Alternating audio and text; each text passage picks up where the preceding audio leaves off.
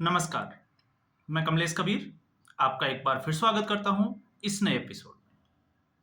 आज के इस एपिसोड में हम बात करेंगे कांग्रेस पार्टी के दिग्गज नेताओं की। इस वक्त जब से 2024 के लोकसभा चुनाव में कांग्रेस पार्टी की सीटें कम रही या हम कहें कि तीसरी बार लगातार सत्ता से बाहर रही, अब उसका असर सीधे तौर पे कांग्रेस पार्टी के बड़े नेताओं के दिमाग पर देखा जा सकता है। और आगे भी 2029 में भी जो है वो किसी को कुछ दिखाई नहीं दे रहा। इसी वजह से आपने देखा होगा लगातार एक के बाद एक जो है वो अलग या हम कहें कि विवादित टिप्पणियां करते ही जा रहे हैं और ये सिलसिला अभी भी रुकने का नाम नहीं ले रहा। और इसके पीछे अगर आप बड़ी वजह देखोगे तो बड़ी वजह क्या है वो भी हम जो है वो इस पूरे वीडियो में उसका आकलन करेंगे। अब इस वीडियो में जब हम इसकी बात कर रहे हैं तो कल जिस तरीके से मल्लिकार्जुन खड़गे ने सीधे तौर से राज्यसभा में चेयर को इशारा करके सीधा कहा कि हम आपको ठोकना होगा, हम आपको ठोक देंगे। हालांकि बाद में उन्होंने माफी भी मांगी कि उन्होंने बीजेपी के लिए कहा था, लेकिन अगर कोई उस वीडियो को देखेगा तो कोई बेवकूफ ही होगा जो मल्लिकार्जुन खड़गे की बात पर विश्वास करेगा। लेकिन फिर सवाल खड़ा यह हो जाता है कि आखिर मल्लिकार्जुन खड़गे जो अनुभवी हैं, दिग्गज हैं और कांग्रेस पार्टी में वरिष्ठ है, आखिर वो इस तरीके की टिप्पणी क्यों करने लग गए। और ऐसा नहीं है कि वो पहली बार है। याद कीजिए 13 जनवरी को उन्होंने कहा था महाकुंभ से या महाकुंभ में स्नान करने से क्या गरीबी दूर होगी क्या। इसके अलावा भगवे को जो है वो आतंकवाद से जोड़ दिया था और भी बहुत सारी जो है वो टिक्का टिप्पणियां मल्लिकार्जुन खड़गे की आपको देखने को मिल जाएगी। और फिर उसी कतार में मल्लिकार्जुन खड़गे के साथ खड़े नजर आते हैं उनके बेटे प्रियांक खड़गे। जब उदयनिधि स्टालिन ने सनातन धर्म को कुष्ठ कहा था, कैंसर कहा था, तो उसका समर्थन किया था प्रियांक खड़गे ने। अब अगर हम इस क्रोनोलॉजी को समझते हैं कि आखिर ऐसा क्यों,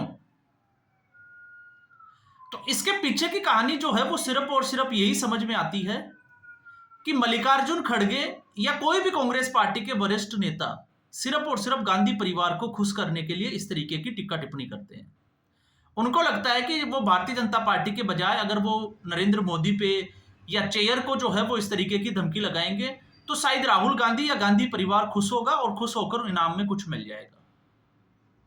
हो सकता है आप मेरी इस बात से सहमत नहीं हो, लेकिन अब मैं कुछ फैक्ट्स के साथ ऐसी चीजें रखूंगा जिससे शायद आपको जो है वो समझने में थोड़ी आसानी होगी। मल्लिकार्जुन खड़गे की हम पहले बात करते हैं। मल्लिकार्जुन खड़गे जब कांग्रेस पार्टी में राहुल गांधी ने यह कहा कि वो अध्यक्ष पद पर नहीं रहेंगे, ना वो चुनाव लड़ेंगे। अब कांग्रेस पार्टी के पास समस्या यह थी कि अध्यक्ष का पद किसको दे। तो कांग्रेस पार्टी ने पहले टटोला अशोक गहलोत को, क्योंकि उस वक्त राजस्थान में विवाद चल रहा था, सचिन पायलट और अशोक गहलोत। उस विवाद से छुटकारा पाने के लिए, और अशोक गहलोत भी करीबी माने जाते हैं, तो ऐसी स्थिति में कांग्रेस पार्टी ने चुना अशोक गहलोत को। लेकिन अशोक गहलोत ने साफ तौर से आलाकमान की बात मानने से इनकार कर दिया और उन्होंने कहा कि ये कुर्सी जो है वो मुझे छोड़ने का नाम नहीं ले रही है।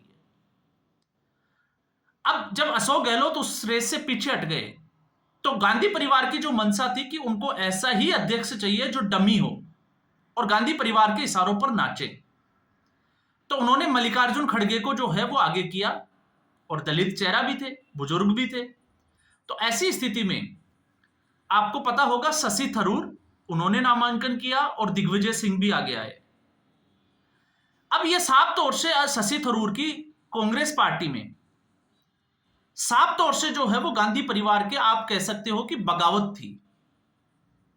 और आज उसका नतीजा आप देख लीजिए कि शशि थरूर ये पूछते हैं कि कांग्रेस में उनकी कांग्रेस पार्टी में उनकी भूमिका क्या है, उसको स्पष्ट किया जाना चाहिए। लगातार शशि थरूर को नजरअंदाज किया जा रहा है, उनको बैठक में बुलाया नहीं जाता, पार्लियामेंट में सीनियर होने के नाते भी उनको बोलने नहीं दिया जाता। तो ऐसा क्यों हुआ? अचानक से होने वाला तो ये जो है वो है दिखाई नहीं देता। तो ये सिर्फ और सिर्फ उसका साइड इफेक्ट था कि गांधी परिवार के खिलाफ जाकर कोई भी कांग्रेस पार्टी में इस तरीके से नामांकन कैसे कर सकता है। दूसरी वजह मैं आपको हर बार बताता हूं, केसी वेणुगोपाल और शशि थरूर दोनों एक ही समुदाय से और केरला से आते हैं, तो उनके बीच में भी जो है वो टकराव देखा जा सकता है, क्योंकि केसी वेणुगोपाल ही इस वक्त कांग्रेस पार्टी में सर्वे सर्वा है। या हम कहें कि गांधी, जो राहुल गांधी है, उसकी अगर आप फ्लोपी की बात करोगे, उसके आप सीपीयू की बात करोगे, तो वो सिर्फ और सिर्फ केसी वेणुगोपाल है। और इस वक्त ये चीजें जो है वो काफी चल भी रही है, मैं भी इस पे काफी चर्चा कर चुका हूं।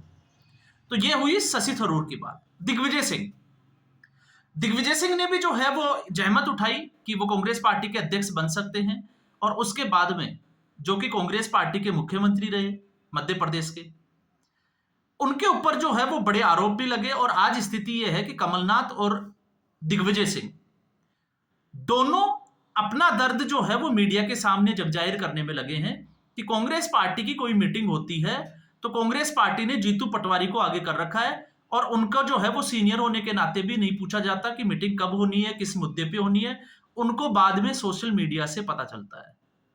तो ये इस कैटेगरी में दूसरे व्यक्ति।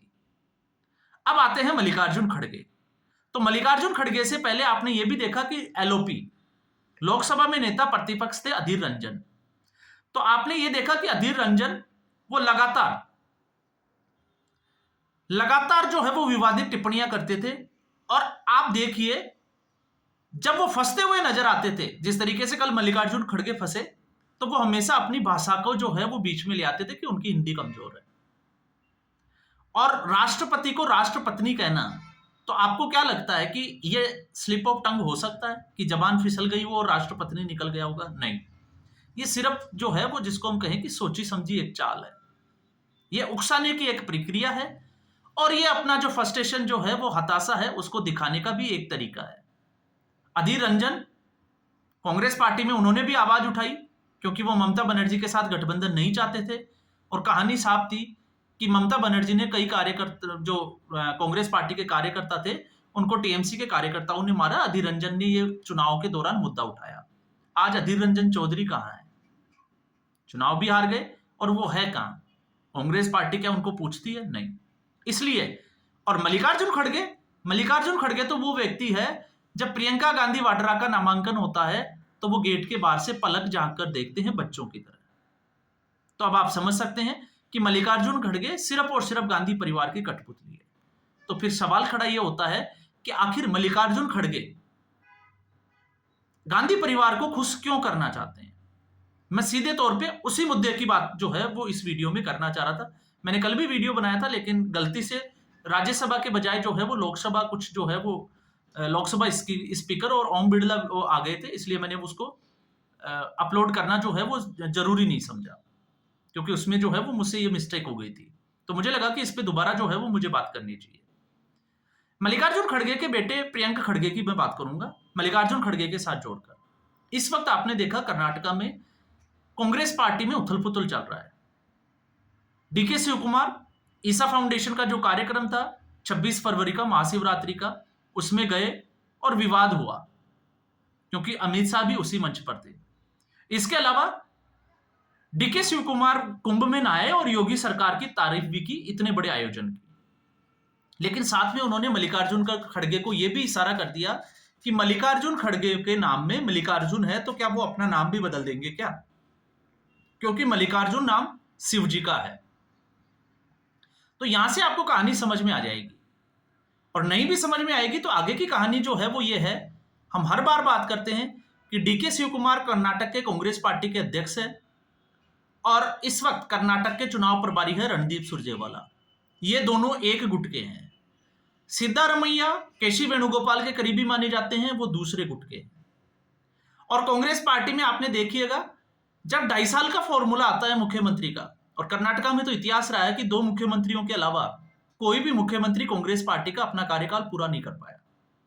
तो सिद्धारमैया और डीके शिवकुमार के रिसोर्सेज कांग्रेस पार्टी ने इस्तेमाल किए, क्योंकि डीके शिवकुमार पैसे वाला व्यक्ति है। वोकालिंगा समुदाय ने डीके शिवकुमार का समर्थन किया, लेकिन डीके शिवकुमार को मुख्यमंत्री नहीं बनाया। और जब 40 साल से डीके शिवकुमार कांग्रेस पार्टी की सेवा कर रहे हैं, या हम कहें कि मजबूत दावेदार थे मुख्यमंत्री, लेकिन बाजी मारी, अनुभव कह लीजिए, केसी वेणुगोपाल के करीबी होने का जो है वो फल मान लीजिए सिद्धारमैया को। अब 2.5 साल पूरे को होने को है, लेकिन इस विषय पे जब चर्चा नहीं चल रही तो डीके शिवकुमार ने एक अलग तरीके से मोर्चा खोल दिया कांग्रेस पार्टी को याद दिलाने के लिए कि 2.5 साल होने वाले हैं। अब ये तो हुई सिद्धारमैया और डीके शिव कुमार की, लेकिन इस लड़ाई में मल्लिकार्जुन खड़गे वो भी एक तरीके से कॉम्पिटिटर बन के बैठे हैं, जिसको हम तीसरा फ्रंट या तीसरा मोर्चा कह सकते हैं कांग्रेस पार्टी में। और कांग्रेस पार्टी का तो इतिहास रहा है, आप उठा के देख लीजिए, राजस्थान में सचिन पायलट, अशोक गहलोत, और इस वक्त टीकाराम जूली और डोटासरा के बीच में क्या चल रहा है, जग जाहिर है, पब्लिक डोमेन में सारी चीजें। गोविंद सिंह डोटासरा तो विधानसभा में ही नहीं जा रहे। मध्य प्रदेश में देखा हमने, ज्योतिरादित्य सिंधिया, कमलनाथ, ज्योतिरादित्य सिंधिया चले गए और अब भी वो चीजें थमने का नाम नहीं ले रही। कमलनाथ और दिग्विजय सिंह को छोड़कर गांधी परिवार के करीबी है इस वक्त जीतू पटवारी।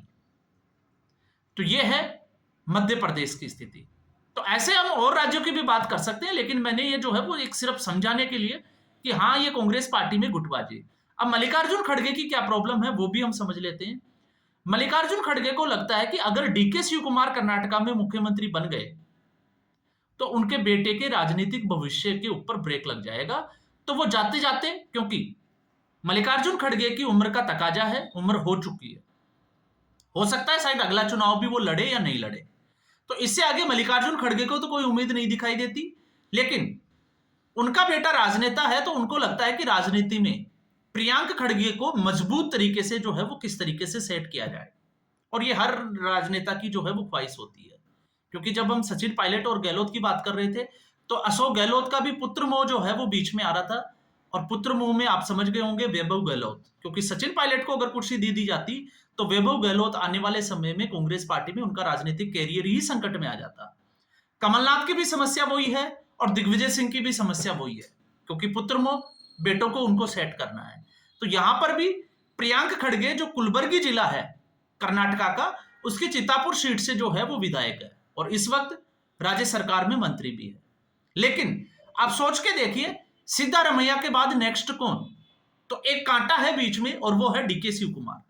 तो अगर आप डीके शिव कुमार को हटा देते हैं तो प्रियांक खड़गे का रास्ता साफ हो जाता है, जिसकी ताक लगाकर जो है वो बैठे हुए हैं मल्लिकार्जुन खड़गे। इसलिए लगातार मल्लिकार्जुन खड़गे इस तरीके की भाषा का इस्तेमाल करते हैं कि गांधी परिवार उनसे खुश रहे।